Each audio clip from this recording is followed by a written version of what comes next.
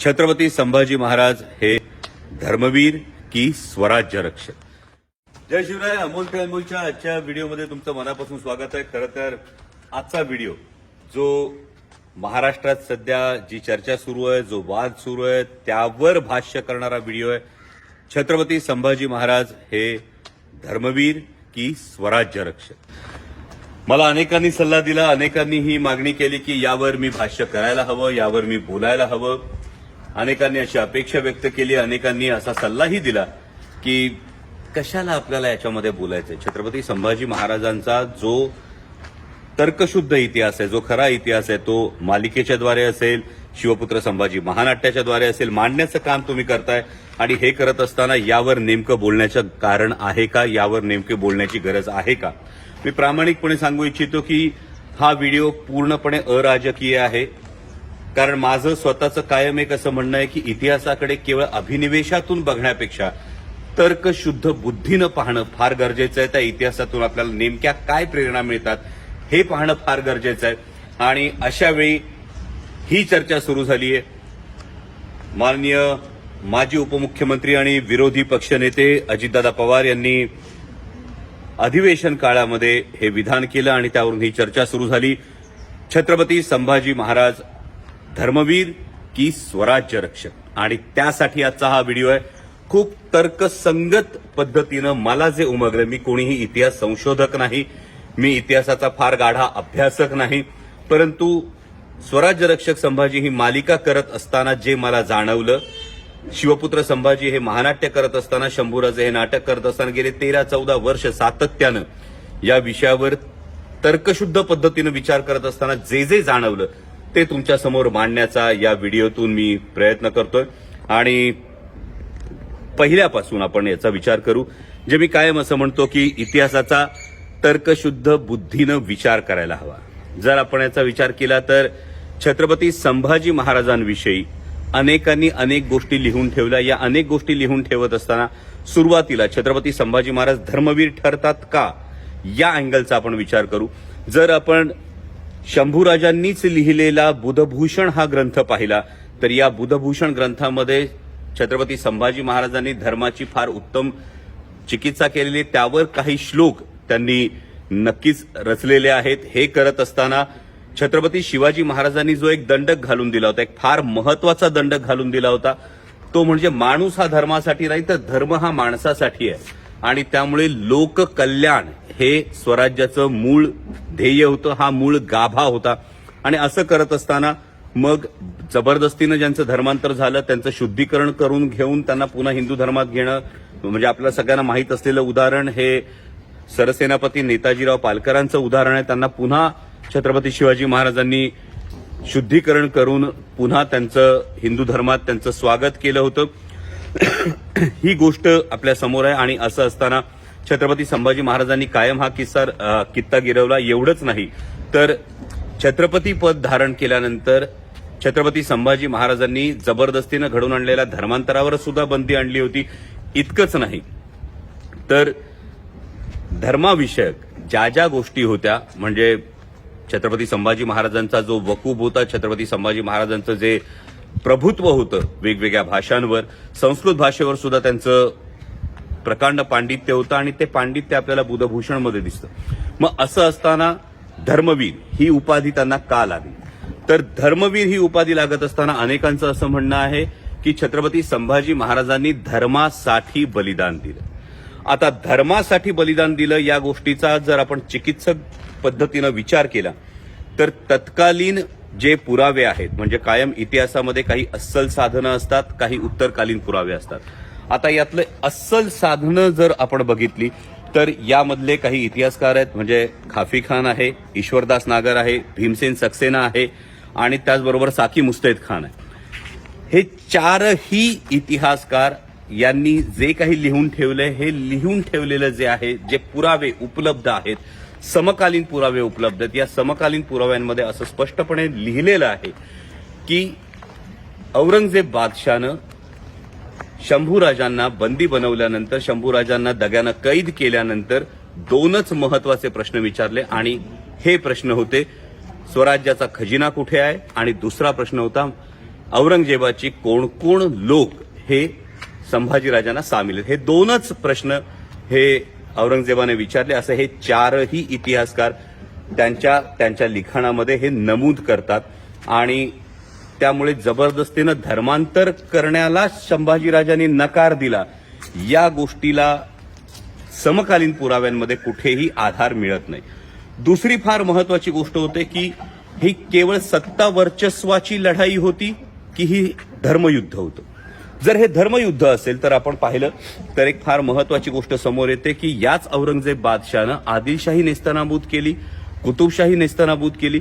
याच औरंगजेब बादशाहनं सख्या जन्मदात्या आपल्या बापाला हाल करून मारलं, सख्या भावांची याने कत्तल केली. आणि त्यामुळे हे धर्मयुद्ध असण्यापेक्षा जास्त महत्वाचं लॉजिकली जे दिसतं ते म्हणजे ही सत्ता वर्चस्वाची लढाई होती. आणि काबूल ते बंगाल सल्तनत असणाऱ्या औरंगजेबाला 8-9 वर्ष अक्षरशः या दख्खनमध्ये फरफटवलं होतं छत्रपती संभाजी महाराजांनी. आणि त्यामुळे हे धर्मयुद्ध होत नाही. मग औरंगजेबाचा जो एक बुरखा होता, औरंगजेबाचं सातत्यानं जे धर्माविषयक एक गोष्ट होती, म्हणजे डॉक्टर जयसिंगराव पवार याविषयी लिहितात. डॉक्टर जयसिंगराव पवार इतके मोठे अभ्यासक आहेत, ते म्हणतात की ही शक्यता नाकारता येत नाही, पण ही शक्यता नाकारता येत नाही असं ते म्हणतात. आणि त्याबरोबर जी उत्तरकालीन जी साधनं आहेत, म्हणजे त्यामधली 2 महत्वाची साधनं येतात, ती म्हणजे सभासदाची बखरी येते आणि मल्हार रामराव चिटणीसांची बखर येते. आता चिटणीसांच्या बखरीमध्ये अनेक गोष्टी अशा लिहिल्या गेल्या, अनेक गोष्टी रंगवल्या गेल्या. याला सुद्धा एक मानवी भावभावना कारणीभूत आहे. ते म्हणजे कटकऱ्यांना जे हत्तीच्या पायी दिलं छत्रपती संभाजी महाराजांनी, ज्यांनी संभाजी महाराजांना जीवे मारण्याचा कट केला आणि ही शिक्षा म्हणून जे कटकऱ्यांना हत्तीच्या पायी दिलं त्यामध्ये मल्हार रामराव चिटणीसांचा पणजोबा म्हणजेच बाळाजी अवजी चिटणीस आणि आजोबा अवजी चिटणीस हे दोघेही हत्तीच्या पायी दिले गेले होते. आणि त्यामुळे हा राग कदाचित मल्हार रामराव चिटणीसांच्या बखरीमध्ये आला. आणि ही चिटणीशी बखर जी आहे, या चिटणीशी बखरीचा नंतर अनेक नाटककार असतील, अनेक इतिहासकार असतील, अनेक कादंबरीकार असतील, यांनी त्याचा उहापोह केला किंवा त्याचा संदर्भ हा घेतला गेला. आणि मग ही कवी कल्पना समोर आली. याच पद्धतीची एक दुसरी कवी कल्पना सातत्यानं आपल्याला दिसते. ती म्हणजे एक, जर आपण स्वतःला एक हे लॉजिक लावलं तर एका कर्तृत्ववान पित्याचा नाकर्ता मुलगा हे चित्र कादंबरीच्या दृष्टीनं किंवा काव्य कल्पनेच्या दृष्टीनं हे फार सोबर आहे. आपल्याला गॉसिप करायला आवडतं. त्या पद्धतीनं कदाचित हे गॉसिप होतं का, त्या पद्धतीनं हे होतं का. त्यामुळे बाकी जे संदर्भ आता सोशल मीडियावर काही संदर्भ येतात, म्हणजे स्वातंत्र्यवीर सावरकरांच्या लिखाणातले काही संदर्भ येत आहेत, गोळवलकर गुरुजींच्या संदर्भातले काही हे येत आहेत, पण यामध्ये किंवा काही जण अगदी राम गणेश गडकरींसारख्या मोठ्या नाटककाराचा सुद्धा संदर्भ देत आहेत. पण या सगळ्या संदर्भांमध्ये संपूर्णपणे त्यांचा दोष आहे का, की तत्कालीन त्यांना जी उपलब्ध साधनं होती त्यानुसार त्यांनी हे मांडण्याचा प्रयत्न केला. यामध्ये नक्कीच एक जागा राहते, यामध्ये नक्कीच एक गॅप हा राहतो. नंतरच्या काळामध्ये जे सातत्यानं संशोधन केलं, म्हणजे अनेक मोठे लेखक आहेत, सेतू माधवराव पगडी असतील, वासी बेंद्रे असतील, डॉक्टर जयसिंगराव पवार स्वतः असतील, डॉक्टर कमल गोखले असतील, अशा अनेक लेखकांनी छत्रपती संभाजी महाराजांचं जाज्वल्य चरित्र हे समोर आणलं. आणि असं आणत असताना माझं जे प्रामाणिक मत आहे, जे मला असं वाटतं ते म्हणजे या सगळ्या आधीच्या लेखनामध्ये एक गोष्ट अशी आपल्याला सदर दिसते की छत्रपती संभाजी महाराज हे बदफैली होते, त्यांची प्रतिमा ही मलिन करण्यात आली, पण त्यांनी धर्मासाठी बलिदान दिलं हे मांडलं गेलं. जेव्हा ही संकल्पना येते ना, तेव्हा ही संकल्पना केवळ छत्रपती संभाजी महाराजांचे जे शेवटचे दिवस होते, त्यांना कैद केल्यानंतरच्या त्यांच्या असीम बलिदानापर्यंतचा जो काळ होता, एवढ्यापुरतंच मर्यादित ठेवतं. जर आपण केवळ धर्मवीर ही बिरुदावली छत्रपती संभाजी महाराजांना लावली तर, पण त्यापेक्षा स्वराज्य रक्षक ही बिरुदावली खूप जास्त व्यापक ठरते. कारण स्वराज्य रक्षक या बिरुदावलीमध्ये ज्या छत्रपती संभाजी महाराजांनी अवघ्या 9व्या वर्षापासून स्वराज्यासाठी त्याग केला, बिरझाराजे जयसिंगाच्या गोटात ओलीस राहिले, त्यानंतर छत्रपती शिवाजी महाराज सुखरूप यावे म्हणून मथुरेला छत्रपती संभाजी महाराज, म्हणजे अवघ्या 9-10 वर्षाचे शंभूराजे हे मथुरेत राहतात. त्यानंतर पुन्हा मुघलांशी महाराजांनी तह केल्यानंतर तत्कालीन औरंगाबादेला, म्हणजे आत्ताच्या छत्रपती संभाजीनगरला पुन्हा संभाजीराजे हे शहजादा मुअज्जमकडे थांबले आणि छत्रपती शिवाजी महाराजांच्या देहावसनानंतर अत्यंत शौर्यानं एकाच वेळी 5-5 आघाड्यांवर पंजेफाड करत छत्रपती संभाजी महाराजांनी स्वराज्य राखलं. त्यामुळे केवळ धर्म म्हणण्यापेक्षा तत्कालीन इतिहासाचा जर आपण धांडोळा घेतला, तत्कालीन इतिहासाचा तर्कशुद्ध बुद्धीनं विचार केला तर देव, देश आणि धर्म या तीनही गोष्टींचा जो परिपाक होता तो म्हणजे स्वराज्य होतं. छत्रपती शिवाजी महाराजांनी निर्माण केलेलं आणि या स्वराज्याचं रक्षण म्हणजे मी सुरुवातीलाही म्हणालो, विचार करा स्वराज्याचा एक सुभा जो होता ना, म्हणजे औरंगजेबाच्या राज्यामध्ये एकूण 28 सुभे होते आणि त्यातला एक सुभा हा स्वराज्याच्या एकूण आकारमानाच्या 2.5 ते 3 पट होता. म्हणजे एवढ्या बलाढ्य सम्राटाला, एवढ्या मोठ्या शहेनशहाला या पद्धतीनं मुकाबला करणं आणि स्वराज्याचा एकही किल्ला जाऊ न देणं, हे जे छत्रपती संभाजी महाराजांचं शौर्य आहे, हे शौर्य स्वराज्य रक्षक या बिरुदावलीमध्ये जास्त अधोरेखित होतं असं माझं प्रामाणिक मत आहे. आणि हे होत असताना यावर कोणताही वाद निर्माण करण्यापेक्षा मला असं वाटतं की त्यातून नेमकी आपण कोणती प्रेरणा घेत आहोत, त्या इतिहासाकडून आपण नेमकी कोणती प्रेरणा घेत आहोत. म्हणजे पित्याची आज्ञा शिरसावंद्य मानून आपल्या प्राणांची कुरवंडी करणाऱ्या, प्राणांची आहुती देणाऱ्या छत्रपती संभाजी महाराजांची ही पितृभक्ती घ्यायची, त्यांची ही स्वराज्यभक्ती घ्यायची, त्यांची ही या मातृभूमीप्रती असणारी भक्ती घ्यायची.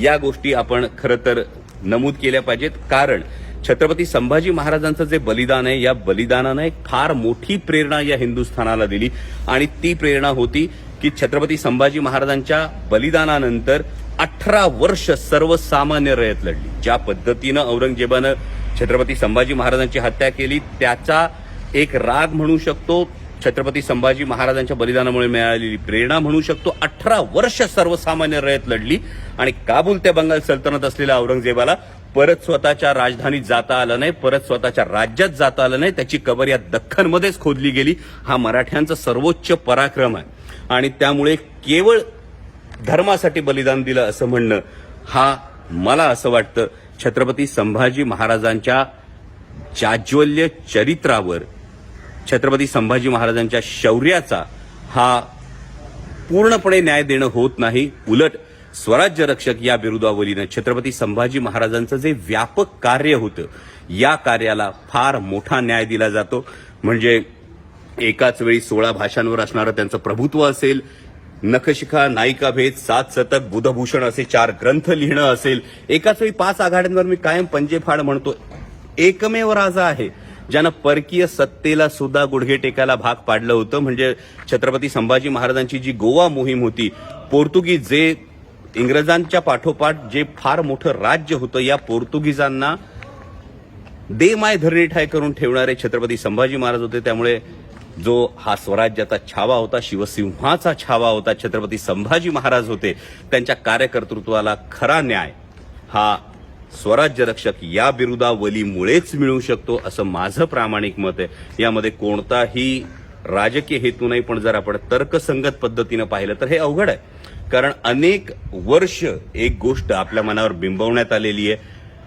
पण हा जो पण आहे की छत्रपती संभाजी महाराज असे होते पण त्यांनी एवढंच केलं म्हणून ते एक प्रतीक, कदाचित उजव्या विचारसरणीच्या लोकांनी हे प्रतीक समोर आणलं असेल. हे धार्मिक प्रतीक म्हणून छत्रपती संभाजी महाराजांचं बलिदान समोर आणलेलं असू शकतं.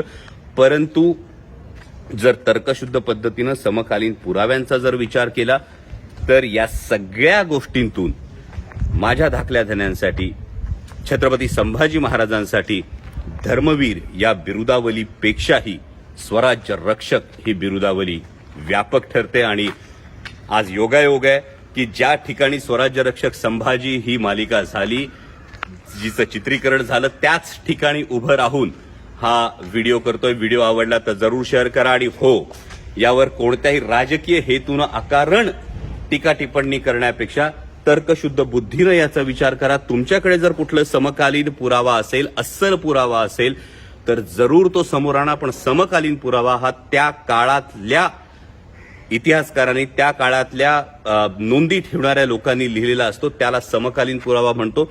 असा अस्सल पुरावा अजून तरी माझ्या वाचनात नाही. त्यामुळे माझं मत हे आहे की छत्रपती संभाजी महाराजांविषयी बिरुदावली लावत असताना धर्मवीर या बिरुदावलीपेक्षा स्वराज्य रक्षक ही बिरुदावली जास्त व्यापक आहे. या मातीसाठी, या मातृभूमीसाठी लढत असताना प्राणांची आहुती देऊन एक असीम प्रेरणा सर्वसामान्यांना लढण्यासाठी दिली असेल तर ती छत्रपती संभाजी महाराजांनी दिली. आणि म्हणून माझ्यासाठी छत्रपती संभाजी महाराज हे स्वराज्य रक्षक ही बिरुदावली त्यांना जास्त शोभून दिसते. धन्यवाद. जय शिवराय.